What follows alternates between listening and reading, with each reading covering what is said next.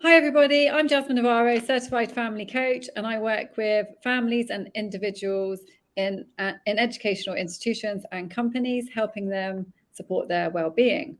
And as you know, every week I interview different experts who talk about how they make a difference in people's lives. And today I'm super excited to be talking to Bobbi. Bobbi, would you like to introduce yourself and introduce yourself? Hi, yes. Absolutely. Cheers, Jasmine. It's great to be on the podcast, and thanks for having me. So my name's Bobbi. I am a workplace wellbeing enthusiast, researcher, and strategist.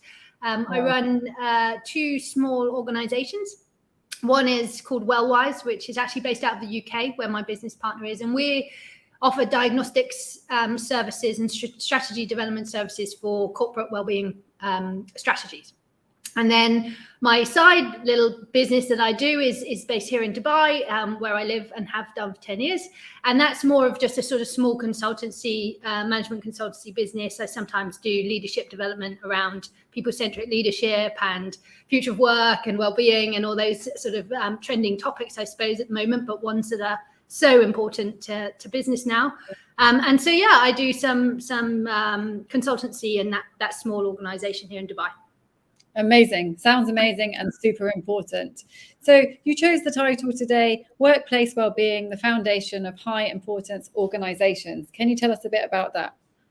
Yeah. So I think for a long time, workplace wellbeing has been about, has been well intentioned, but has been very much about trying to nudge employees towards a healthier lifestyle and eating better, sleeping better, doing more exercise, all of these good things. But there was a lot of good work going on, but it wasn't necessarily tied to a proper strategy. It wasn't properly measured. It was sort of a little bit ad hoc. When somebody had a spare moment, they might throw something out there. So there's no kind of plan behind it. And ultimately, it sort of ended up becoming this thing that people felt they had to do, organizations felt they had to invest in, but it wasn't necessarily adding value, or even if it was adding value, they didn't know whether it's adding value. So that was creating disengagement.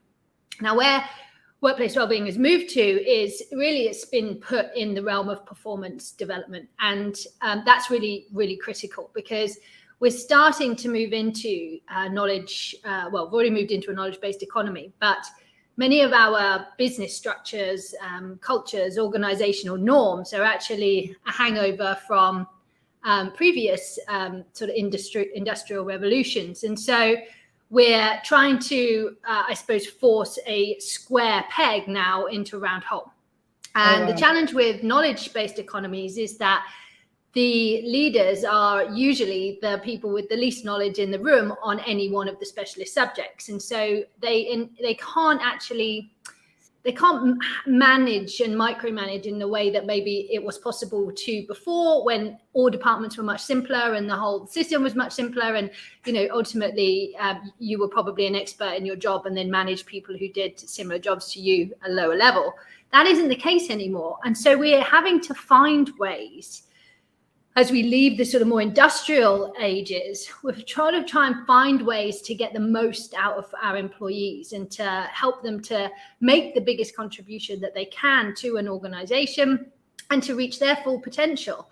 And well-being continues to be shown as one of the key drivers of that. And so now you're seeing great big conversations about hybrid working and flexibility and future of work and should we be moving to a 4-day week? All of these big trending topics, they're fundamentally all about workplace well-being and the well-being of employees. And how do we treat employees in such a way that it gets the most out of them and makes them the most valuable contributor that they can be for the investment that you place in them? Yeah, no, brilliant. You did mention some, but so what would you say are the main well-being challenges? It's so interesting. I was actually just writing about this today. There are vast and numerous, and often actually a lot of organizations are not yet joining the dots between well-being and some of the challenges they're facing. So talent retention and difficulty attracting talent, they're often cited now as two of the biggest things general sense of sort of apathy and a low level of morale within a corporate culture. And then obviously that then has a knock-on impact to productivity and performance and team cohesion. Sort of, I guess, this sense of like distrust, where we're really rebalancing now the power shift in organizations. So a lot of people are saying the power used to sit with employers and currently it's sitting with employees. And so there's this kind of them versus us mentality that's embedded in that kind of rhetoric. And actually it's really unhelpful, because ultimately, if we can find a way to help people on their individual journey in such a way that it contributes to our organizational journey, then it's a win-win for everybody and we don't have to battle each other. But I think a lot of people, and some of the recent research has pointed to, particularly a study by Deloitte released in June of this year, which basically said employees are really tired of giving up their lives and their health for their job. And the frustrating thing about that, from somebody who sits in my perspective, is I also know that's really bad for the organization, and the organizations could be doing so much better if that wasn't the case.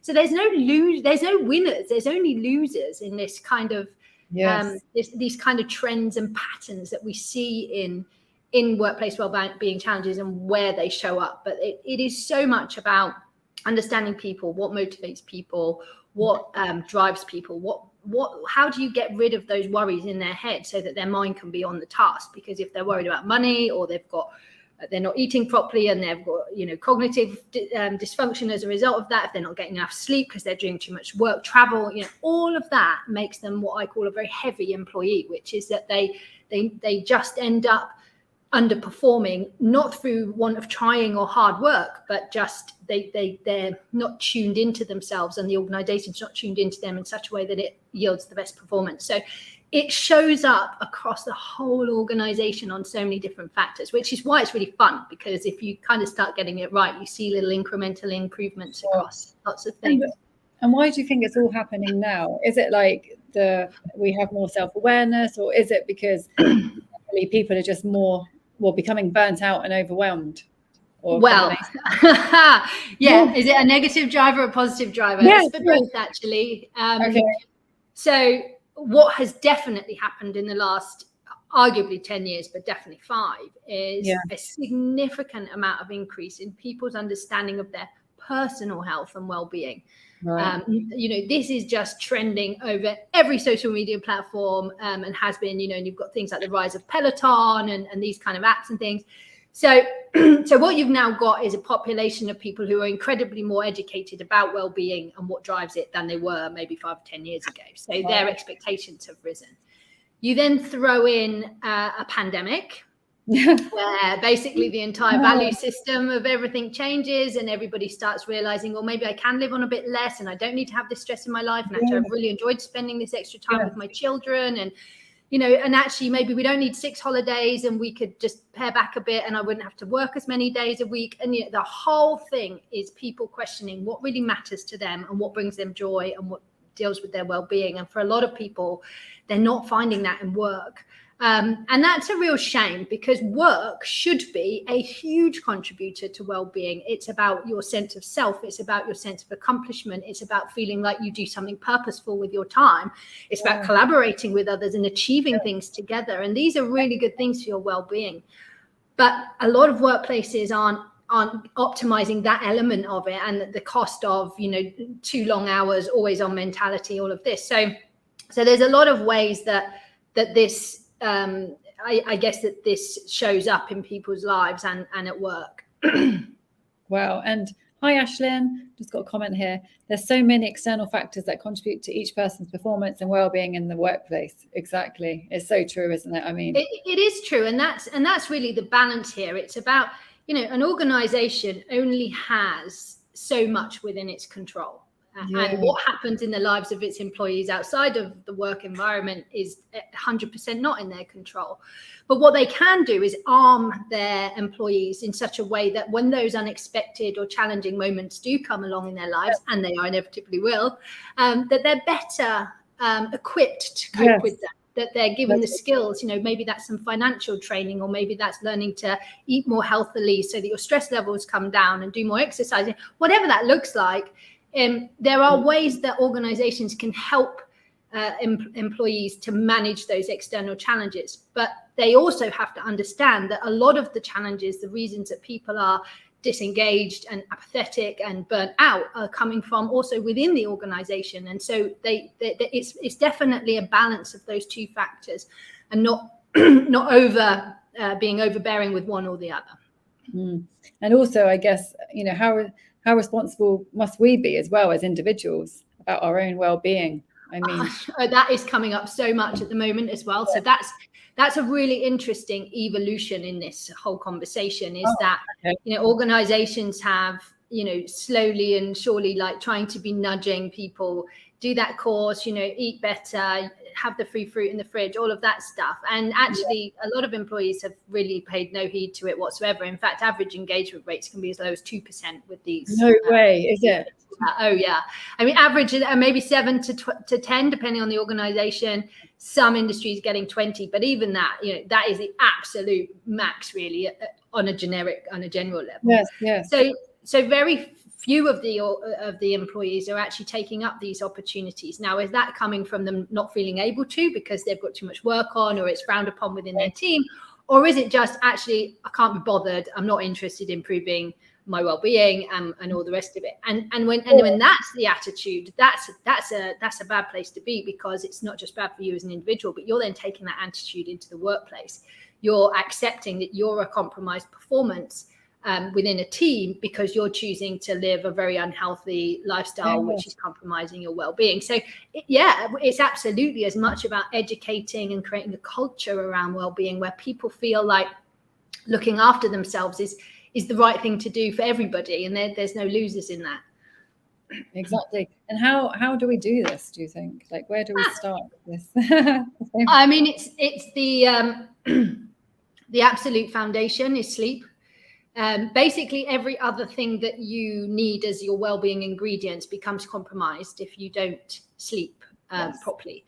And that means at least 7.5 hours a night. It means allowing yourself to go through all the elements of the sleep cycle, and really, if there's one piece of advice I give to every single person who's feeling overwhelmed, can't lose weight, can't cope with everything, it's get more sleep. It's like magic.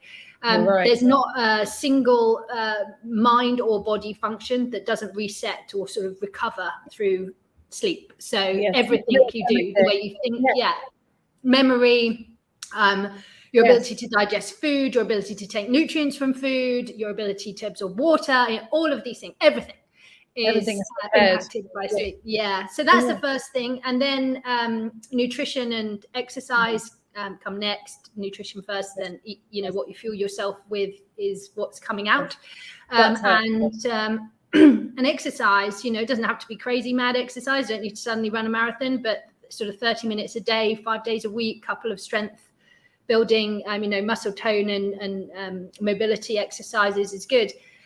And then from there is where it starts to get a bit more complicated, and I'll be here all day if I kind of talk you through all of that. But it's made up of things like having good relationships in and outside of the workplace, having a sense of gratitude, even when things are a bit rough. Can you find the joy in that flower bed or that moment with your child, whatever. So it's about sort of accepting that life isn't always going to be hunky-dory, as we say in English, but that there is always something that you can be grateful for in your life. And sometimes focusing on that is very effective. Managing your finances, often finance is the thing that really get on top of us. So this is becoming a big trending topic in workplace wellbeing at the moment, as organizations try and help people through the cost of living crisis and rises in fuel costs, etc.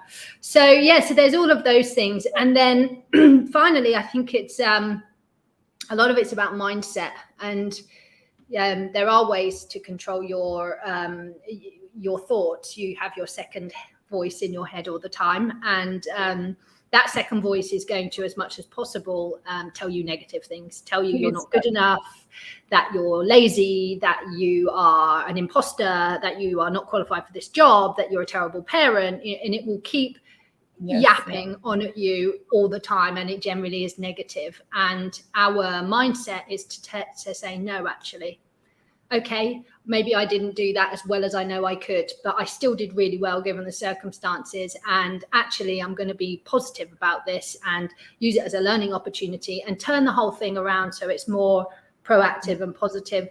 Yeah. And within the workplace, that's about how do we respond to others. So do we label certain colleagues? Do we think that that colleague can't possibly do that thing, that they, you know, they're at their limit of their capacity? And are we then taking on that job as another extra task we have to try and fit in our day? So what are our limiting beliefs about ourselves and our limiting beliefs about others? And how do we try and flip those into opportunity beliefs, really? Oh, brilliant. Oh, no. Oh, yeah, I like that. No, brilliant. Yeah, I completely agree. But I guess it's like you said at the beginning, it's about being educated about this, because, you know, like I know about all of those things because I've done training as a coach. So I know all about the limiting beliefs, the mindset, the saboteurs, all of this, keeping you stuck in your comfort zone. But if you don't know, you don't know what you don't know. So 100%. And you know, I think in that regard, going back to the early point about the raised level of knowledge across the general population is getting better, but there are still many people for whom a lot of that information hasn't got through, or for whom they saw it 6 years ago, and actually what they're still doing is now proven to be out of date, and it's not as effective as it, you know, it was 6 years ago. We're not all eating the cabbage soup diet anymore, for instance. So, you know, trends move on and knowledge moves on, and the science in this, both physical, mental health, overall well-being, positivity, these kind of things, the science coming out now is, I mean, it's almost weekly. There's a really valuable study in this. So you're getting, yeah, absolutely. And you're getting multiple people coming out of the woodwork who are starting to specialize in this stuff. So this is where organizations are calling on experts and specialists to take their employees through, you know, financial management planning, through stress management, through resilience training, through leadership and management, people-centric leadership and management development. So it's a big space now where there's lots of specialists, but sometimes finding them can be a bit hard.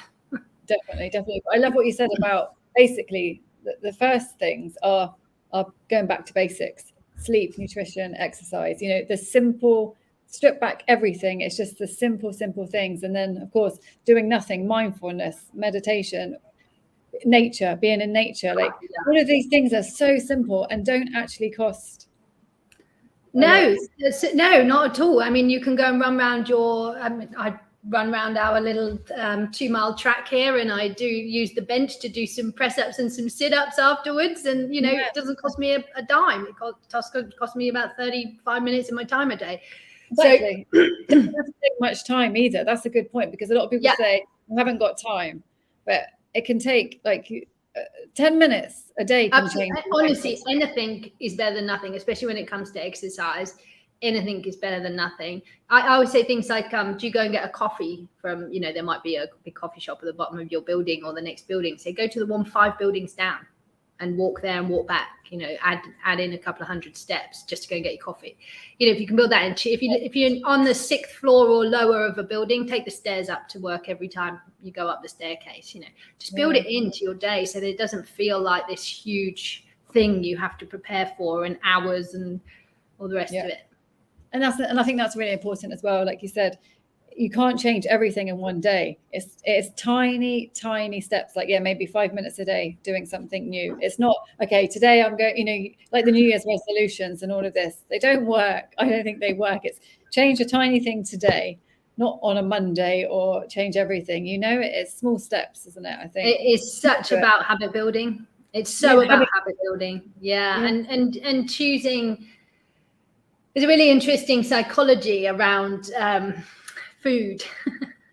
When you go and do your food shopping, you shouldn't be hungry because you'll buy lots of treats. But the other thing that's an interesting psychology is if you go take yourself down the chocolates and the crisps and the fizzy drinks aisles, but you don't pick anything up, you keep training your brain, this is not the aisle for me. I don't need to do, I'm resisting. And you build your resistance up to it.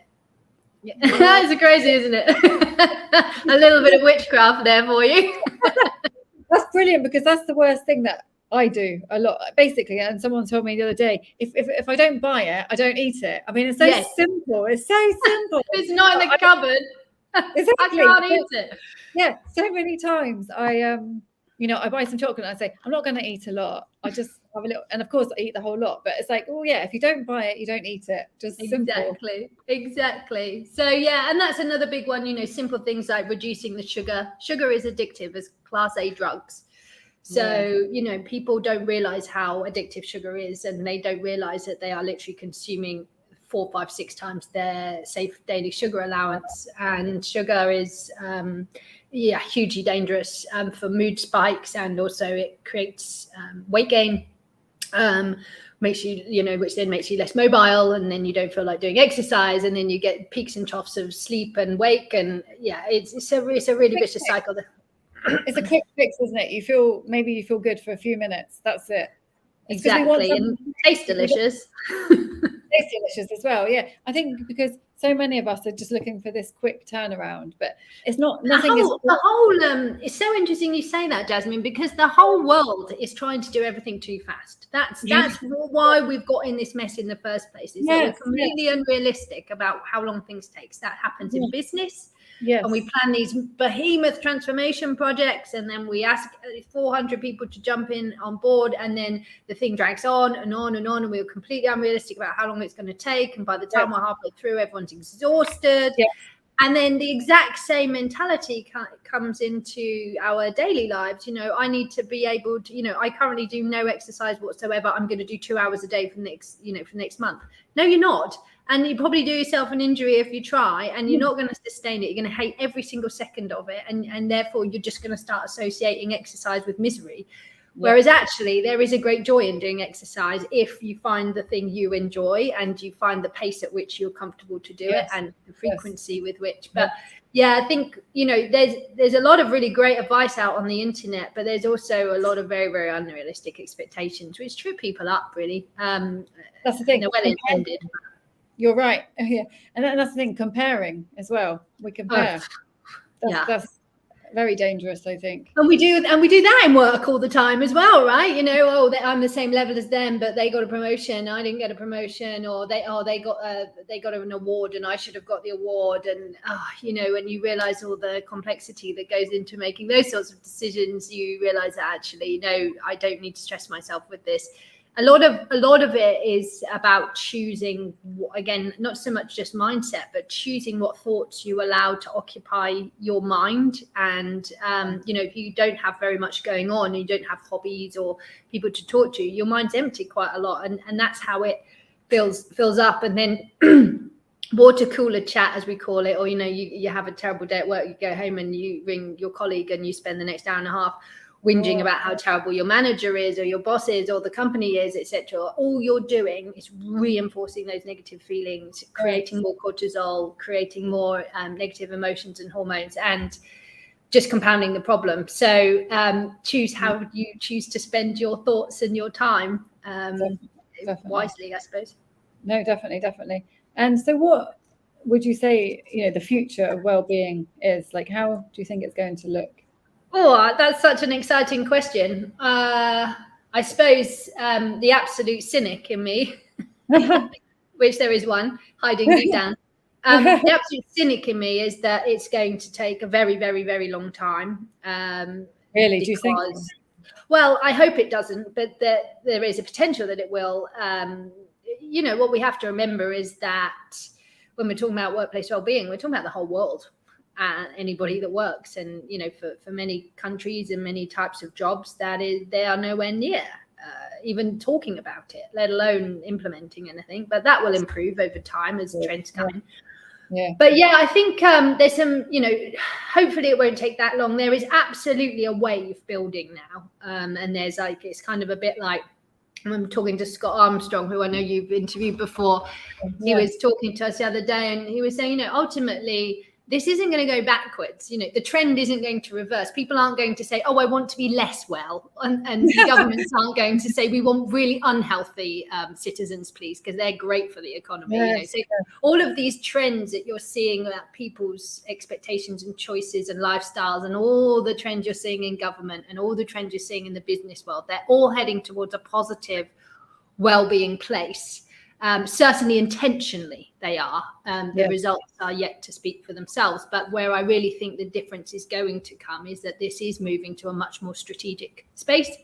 It's moving to a much more regulated space. Government are putting pressure on private organizations and government organizations to address this and improve it, because ultimately there's massive downstream costs to health systems and to societal outputs. And you know, this goes really macro, the impact of languishing well-being, be that workplace driven or personal life driven. It is exceptionally expensive to economies. And so, you know, the governments are having to find ways to deal with it because it's unsustainable. And they're going to have to ask the private sector to be part of that. And so I expect to see increasing regulation. I expect to see increasing kind of quality marks. I expect to see things like you're not going to be able to win tenders for government contracts unless you're at a certain level. Yeah, I'm not sure the timeframes for these, but these are certainly things that are being discussed at conferences and events that I'm at. So they're not very far off if they're already in the rhetoric and the psyche. Wow. So interesting and so important. Do you want to tell us a little bit about what you're doing now? Because I know you're working on some wellbeing projects. Oh, yeah. So one of the philosophies of Wellwise, when we started, I guess also one of our hypotheses was that we absolutely knew and believed that workplace well-being is very different in different sectors. So there are universal factors that improve an individual person's well-being, but there are cultural factors that change the interpretation of those. And that is also true of businesses. You know, there are trying to develop a well-being strategy for a finance company where everybody is paid a certain level, everybody does roughly the same thing, i.e. they're sort of sitting behind a desk and a computer or visiting clients, is a very, very different environment to, say, a construction site, where you've got much broader rank and file kind of gap. You've got people living in very, very, especially here in the GCC, you've got people living in sort of construction labor camps, and you've got bosses who then live in ginormous mansions and, you know, everybody in between. So you've got this much broader set of wellbeing challenges and broader set of, and also it's a very male dominated industry, and that comes with its challenges too. So when we started Wellwise, we committed that we would do research into different sectors, and our first sector is construction. We're working with the Chartered Institute of Builders, and we're not just looking at what are the causes of wellbeing challenges in organizations, construction organizations, because actually quite a lot of research already been done on that by CIOB and others. But what are we doing about it? That's what we're really interested in. What are the barriers that are preventing construction organizations from moving the needle on this stuff?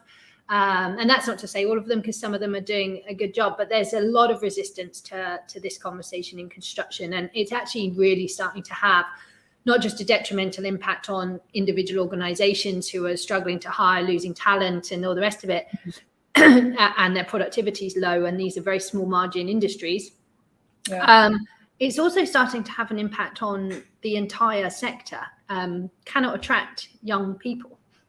You know, so you basically, it's become an industry that is unpalatable to Generation Z, Generation Alpha, and will be Beta in 10, 15 years time. So yeah, it's got to sort itself out, because it needs employees, and it's going to need revolutionizing, it's going to need innovating, and that's going to come from younger people, and they can't currently attract younger people. So yeah, it's a big risk. Where do you think the resistance is coming from? Oh, it's a very partly, and I hate to say it, it's a male dominated industry, and so I think their literacy around this, their compassion for it is maybe not as strong. I think it's awareness. Maybe lack of awareness, ego, dare I say it, a lot of ego driven. Also, it's a very complicated industry. You know, you've got layers and layers of hierarchy within any one organization, and then you've got layers of hierarchy within subcontraction, and you've got suppliers, and you've got inspectors, and you've got testing and commissioning people, and just the sheer number of different companies that are part of a construction project, and what are the different levels of employee well-being that are being given out across that. You know, one might work for somebody who's very, very good at it, but they're working with a load of people for whom that is not the case, and they're now a drag on the entire project. So so it's quite complicated. I think also probably financial is coming up as a big one. And this again comes from awareness. I think there's an understanding that there is an upfront cost to doing this, and that you have to put your investment in to build it. But ultimately, it will come back to you down the line in improved performance and reduced retention and higher talent acquisition and all the rest of it. So it is absolutely an investment, but I think the construction sector still sees it as a cost. I don't think they see how strategic it's gone, and they think they've probably think it's a little bit too tactical, which it is at the moment. And so we're Wellwise really trying to change that and bring it in at the cultural and strategic level. Sounds amazing. And I could talk about this for so long with you. You're so knowledgeable, and you're doing such amazing work. And thank you so much, Bobbi, for coming on. And pleasure. How can people contact you? Well, I'm very, very proactive on LinkedIn, as you know, Jasmine. So that would definitely be the easiest place, which is LinkedIn/Bobbi Hartshorne. And Wellwise is www.bewellwise.com. And my email address is Bobbi, BOBBI, @bewellwise.com. Amazing. And you can put any links in the comments. And thank you, everybody who is watching. If you have any questions, please feel free to write them in the comments or email or message Bobbi directly or myself. And I will see you all next week. And thank you so much, Bobbi. Lovely. Thank you so much for having me, Jasmine. It's been a pleasure.